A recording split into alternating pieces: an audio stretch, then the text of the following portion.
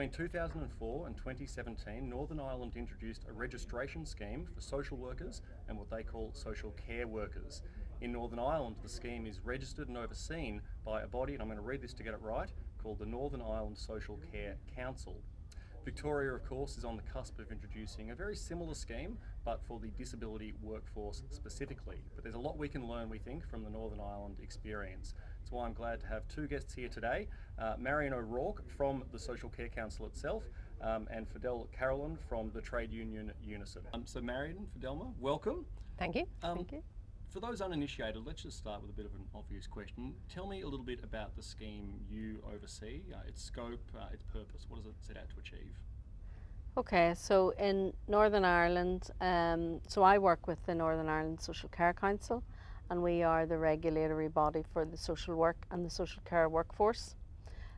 So our scope is that we hold a register by virtue of, for social work by virtue of their qualification, and for social care it's by virtue of their job role and function. So if you work within within the home care sector, within the residential care sector, within the day programme, across adults and children's services, you have to come onto our register. So it's compulsory? It's compulsory, yeah. And again, a broad and obvious question, but what's the purpose of it? Why does the scheme exist in the first place? So this scheme exists for primarily protection of the public, for people who use services, both social work and social care services, but also to support the development of this workforce, to ensure that the services that are delivered to people who need the services or use the services are of good quality, that the people providing those services will meet certain standards, and that it will be a good experience. Which, you know, goes without saying, but is of critical importance considering the kinds of work and the kinds of people that we're talking about. Absolutely, it's really important to protect people who use services across the whole spectrum. Our registrants would work within physical disability, mental health, learning disability, aged care, across the whole spectrum. So it's really important that we as the regulator set good standards of conduct and practice for our registrants to deliver good quality care. I thought it would be worth running through the different groups that are associated with the scheme, and literally what the scheme means for each, what benefit each group derives. So, you know, the workforce, employers, the service users themselves, and of course government, which you've started touching on then. But let's start with the workforce. What does a scheme like yours mean for the workforce? Well, maybe it's something. Do you want to say? Yeah, I think from a trade union point of view, we were very supportive of the scheme because we felt it supported the workforce. This was a workforce which was highly skilled in terms of things that it did, was unqualified. So people would have come in with no qualifications at all, maybe learned on the job, maybe had caring responsibilities previously at home. But actually by coming onto a register and being regulated, it professionalised the workforce. Also, it compelled employers to put in place learning and development to support the registrants to meet their own professional requirements. And also it created a career ladder for people. You know, there's an opportunity to maybe progress as people will deal with people with more complex needs in terms of what that training would look like. And I think the key thing about this regulatory process has been the focus on learning and development. So it's not just where you're going on a register, and if you don't meet the standard, you're going off the register and you can never work in social care again. The key thing about this is you're going on a register.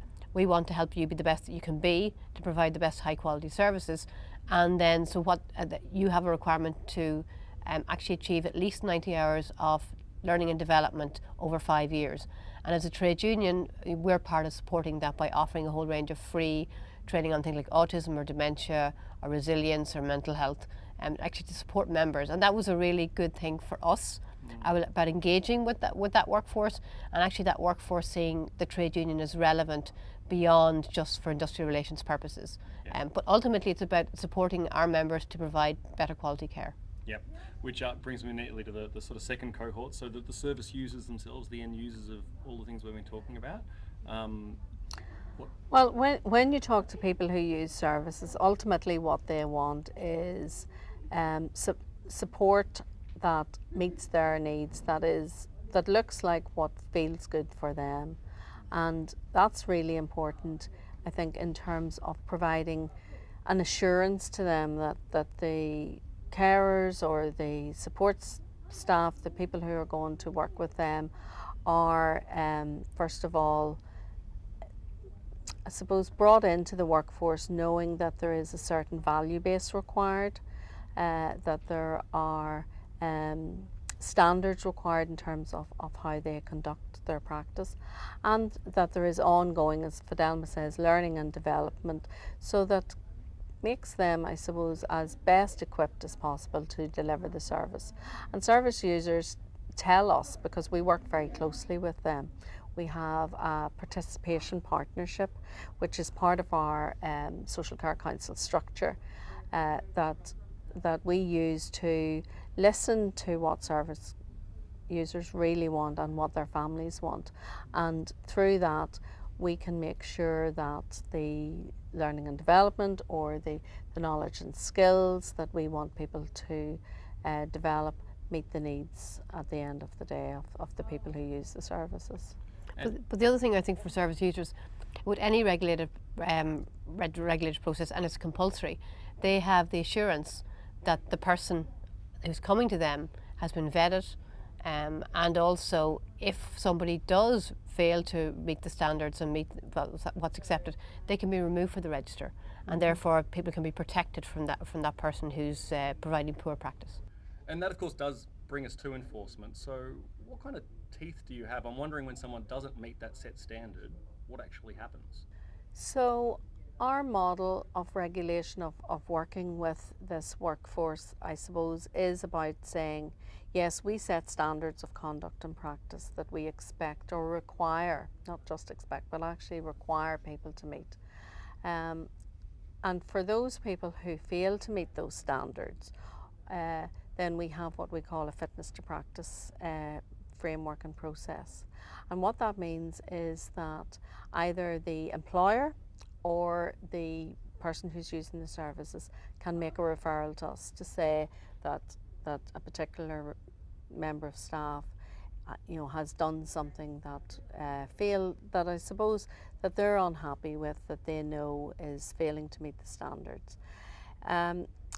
We have powers to look at that referral initially, and if we feel that there is a safeguarding risk, so a risk of harm to people who either use services or may use services in the future from that person, then we can suspend the person from the register until the investigation takes place. That may or may not happen depending on the nature of what the referral is about. Then we have an investigation process, so we have a team of fitness to practice officers, most of whom would either have a legal background, maybe qualified solicitors, or qualifications within human resources, or a professional qualification in social work. But that's an in-house investigative capacity? It is, yep. Yes. So that team will undertake an investigation, and we have standards of acceptance in terms of the threshold at which we will look at a referral. So for someone to be referred to their regulator, it has to be quite serious. There's lots of disciplinary issues that an employer will deal with that doesn't come anywhere near the regulator. But where there are quite serious concerns about practice, then it will come to us. Our team will undertake the investigation and will look for evidence beyond reasonable doubt that there is a case to answer. Where that happens, we will prepare the case and present it to an independent committee that is managed through our processes and supported. So we will recruit independent committees, and we will provide training and support to them, and they will adjudicate on the case. The outcomes of those can be that someone ultimately can be removed from the register and not allowed to practice then within social care or social work. Or they could receive a warning or that would be on their record for a specified period of time, or they may they may be required to undertake additional learning or development, and we could place restrictions on their areas of practice. And as a trade union, then we can represent them as part of the process. So, so they are represented. The investigation, we would have confidence that the investigation will be fair and will take into account all the evidence, and we can support that person through that process. Yeah, that there's due process. Yeah. Yeah. And specifically, what's the value proposition for government? Well, I suppose for government, as with all workforce regulators, government needs to be assured that the public are protected, that the services that are provided through state provision or commissioned out from state provision are of a good quality, and that the people who are delivering those services do so safely and effectively and to a good standard, and that they're not creating any harm. I think there is another I suppose benefit to government in terms of our model of regulation allows us to work very closely in partnership with people who use services, and indeed with our registrants or employers. So that partnership model provides again to government an assurance that the way in which this workforce is being regulated meets the needs of the sector, meets the needs of the people who are using the service, and supports employers to deliver the good quality service. And are there any parts of the Northern Irish scheme that policymakers here in Victoria have been particularly interested, particularly curious in learning more about? I think the key thing, I suppose, the key distinction is that here it's a voluntary scheme. So I suppose in terms of it is a voluntary scheme that people have to opt into, then that very much undermines the idea of public protection for a start. But also then what's the value, the added value for the individual to become a member of that scheme. And I suppose that's where I think what we have brought is that the importance of continuing professional development as part of the regulation process, and actually as the regulator been one of the partners who offers and supports that, rather than just leaving it to the individual to find out for themselves or for the employer to put in place. So I think that's probably one of the biggest conversations we've been having around. Yeah, I think the compulsion versus voluntary. There are great strengths in, I suppose, having that compulsion, as in everybody has to do it. Mm-hmm. So it doesn't create silos, and it strengthens the opportunity, I suppose, to ensure that standards apply across the piece. I think the other common message that we have had, or discussions have been around the fact that in Northern Ireland we have an integrated health and social care system. That's really beneficial in seeing social care as a whole sector. So aged care, physical disability, learning disability, mental health are not separate workforces. They are a common workforce with, yes, they will specialise in their knowledge and skills for the particular area of work that they're involved in, but there's a core value base. There's a core set of standards in terms of how those people are required to work with people who use the services. So that, I suppose we didn't maybe appreciate the benefit of having that joined up system. And I think that's something that the people that we've spoken to this week are probably interested in exploring a bit further. And it's definitely a direction we're tracking in, because you know, people, for us, and this scheme that Victoria's talking about is limited at the moment to disability workers. But you know, as you indicate, obviously people who work in disability support may also at other times work in other forms of social care and assistance. So I'm wondering then to get your reflection on the notion of, you know, picking out a bit of the workforce, of what we'd sort of call the social service workforce. You know, you've got to walk before you can run, but is there merit, or, you know, how do you view taking out a segment, as Victoria is doing, and starting there? Oh, absolutely. I think there's great value in starting, I suppose, with, you know, size and scale. You've big workforces to deal with, and so there is great opportunity to start with one group where you can learn. I don't think any scheme is going to be perfect first time round. I think you have to build in flexibility and what we call wriggle room to learn and develop and improve as you go along. So starting with one group will provide great learning for if there is a decision to take on, for example, the aged care workforce. There will be great learning and very similar issues to deal with. Yeah. So there is an opportunity to see this as a journey rather than an end point, I think, for your scheme. And in Northern Ireland, it was introduced on a phase basis. And Yeah. part of that was just managing the sheer numbers and while also taking the learning from each phase and then applying it in the next phase. And that was very effective. I think the challenge will be if they decide to introduce another kind of segment of the workforce, that it's done in a way then which allows the workforce to merge, because obviously it's called the Disability Workers Registration Scheme, and that's linked to a particular piece of legislation. So to extend that, you'll have to change the name, you probably have to change the legislation. So there's our intention was always to have the entire social care workforce, but just in a managed phase process.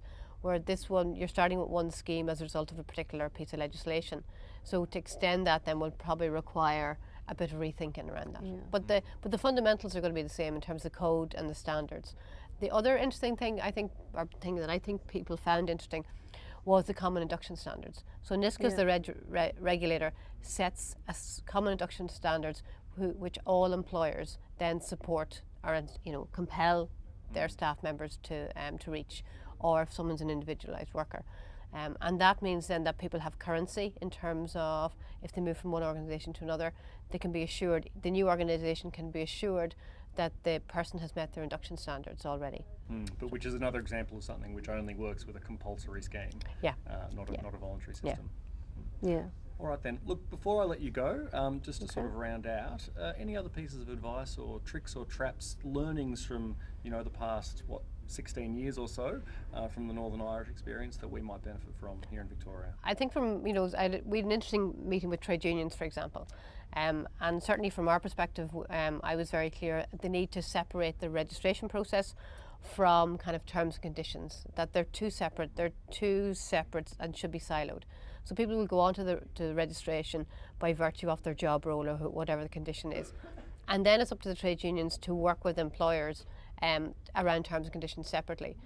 That to conflate the two provides a layer of complexity and confusion that actually doesn't support either the development of terms and conditions or the regulation process. So one of the key takeaways in terms of regulation is about the opportunity for partnership or collaboration or whatever the language is that you want to buzzword use. of the time. Exactly. But what that is really is about, it's not taking regulation from top down or imposing. It's about building relationships with the sector that you're regulating, that you're registering, building relationships with employers, with the people who use the services, and with the workers who are going to come onto your register. Partnership provides the opportunity to frame regulation and registration as a positive, as an empowering, as an enabling process that helps drive up quality and develop a good experience for everybody involved. The second thing that I think is important to think about is the focus on professional development.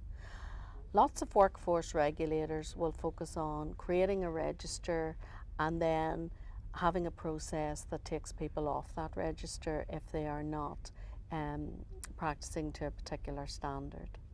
I think it's important to see regulation in a much wider context of really focusing on workforce development.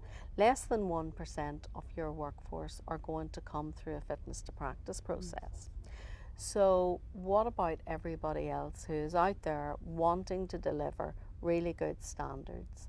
I think regulation can be about supporting them to know and understand what those standards are, what they look like, what they feel like in practice, and to support the development of knowledge and skills to deliver that service to a good standard. So regulation doesn't have to be about the big stick. Yes, that has to be there. You need to, as a regulator, be very clear about what constitutes poor or bad practice or unsafe practice, but also be very clear about what constitutes good practice and support your registrants in achieving good practice. So the focus on professional development is really important, and I suppose take an approach of empowering registrants in the first instance before you come in with regulations around you must. It's about saying, let's work together to see what good practice looks like and how can we achieve that. And then you will feel much more comfortable at a future point if you have to come in and say you need to do better or you need to do more. But that's not to ignore unsafe or dangerous practice in the immediate. That fitness to practice must be in place from day one, but the emphasis can be on professional development. Marion, Fidelma, thank you very Thank much. you.